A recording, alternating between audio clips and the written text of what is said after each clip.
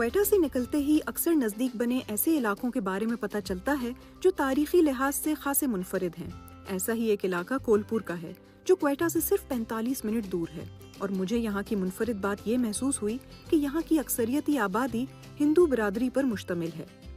اس علاقے کی خاص بات یہ ہے کہ جہاں بلوچستان کے دیگر علاقوں میں پہلے لوگ آباد ہوئے اور اس کے بعد ریلوے اسٹیشن بنے، یہاں پر پہلے ریلوے اسٹیشن بنا جس کے بعد یہاں لوگ آ کر آباد ہوئے۔ تو کہانی کچھ یوں ہے کہ 1890 کی دہائی میں جہاں برطانوی راج بلوچستان کے دیگر مقامات پر ریلوے کی پٹریاں بچھا رہی تھی، وہیں کولپور کے اس چھوٹے سے قصبے کو آباد بھی کر رہی تھی۔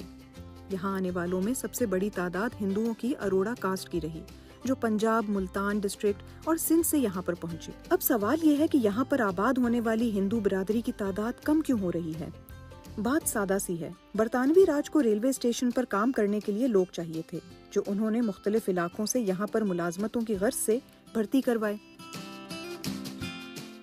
بتایا جاتا ہے کہ جن علاقوں میں کوئلے کی کانیں تھیں وہیں پاس میں ریلوے اسٹیشن بنے، جس کے بعد وہاں بھی لوگ آباد ہونا شروع ہو گئے اور ٹرین کے لیے کوئلہ بھی بآسانی ملنا شروع ہو گیا۔ اب کولپور میں جو لوگ آئے وہ اپنے ساتھ اپنی تہذیب بھی لے کر آئے۔ بلوچستان گزٹ کے مطابق یہاں پر آنے والے ہندو مذہب کو تو مانتے تھے ہی، لیکن سکھ مذہب کی بھی عزت کرتے تھے، جس کی وجہ سے یہاں پر گرودوارہ اور مندر ایک ہی جگہ ملتے ہیں۔ کولپور کچھی ڈسٹرکٹ کا حصہ ہے اور بولان بھی اسی میں شامل ہے۔ 1901 میں کچھی ڈسٹرکٹ میں ہندو برادری کی کل آبادی 10,000 سے زیادہ تھی، لیکن اب یہاں پر صرف 30 خاندان ہی آباد ہیں۔ یہاں آنے والوں میں شام لال بھی ہیں، جو اسی علاقے میں کریانے کی دکان چلاتے ہیں۔ یہاں کی آبادی تقریباً کسی دور میں جو ہے تقریباً یہاں پر 100 گھر سے زیادہ تھے ہماری آبادی۔ یہ دکانیں بازار پوری جو ہے ہماری ہندو برادری کی تھی۔ یہیں پاس میں ایک 100 سال پرانا مندر بھی ہے، جس کے در و دیوار اس قدر نازک ہو چکے ہیں کہ اسے اب دوبارہ سے تعمیر کروایا جا رہا ہے۔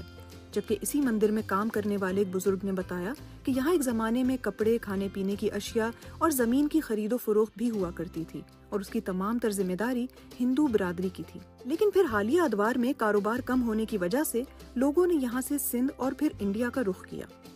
ریسرچر حفیظ جمالی بتاتے ہیں کہ اس علاقے کا اکنامک ڈکلائن بڑی خاموشی سے ہوا، جس کی ایک بڑی وجہ یہ بنی کہ یہاں پر ٹرین آنا کم ہو گئی۔ جہاں برطانوی دور حکومت میں یہاں پر ایک ٹرین آتی اور دوسری جاتی تھی، وہیں اب بمشکل دن میں 2 ٹرینز آتی ہیں، اور وہ بھی کسی دن نہیں آتی، اور یہاں انتظار کرنے والے محض انتظار کرتے رہ جاتے ہیں۔ یہیں سے چلتے ہوئے مجھے اس علاقے کی ریلوے کالونی ملی، جو بالکل سنسان پڑی ہوئی تھی۔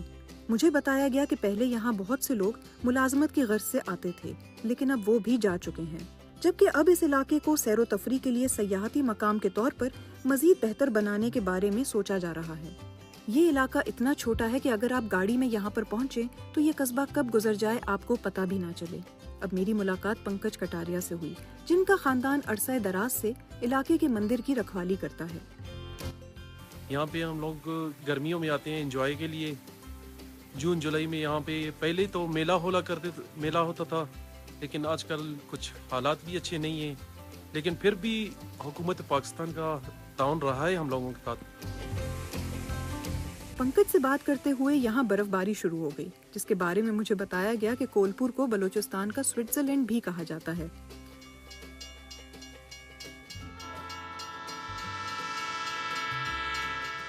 اب بات گھوم پھر کر وہیں آ گئی۔ ٹرین اسٹیشن ہے، لیکن ٹرین میں جانے والے مسافر کم ہو چکے ہیں۔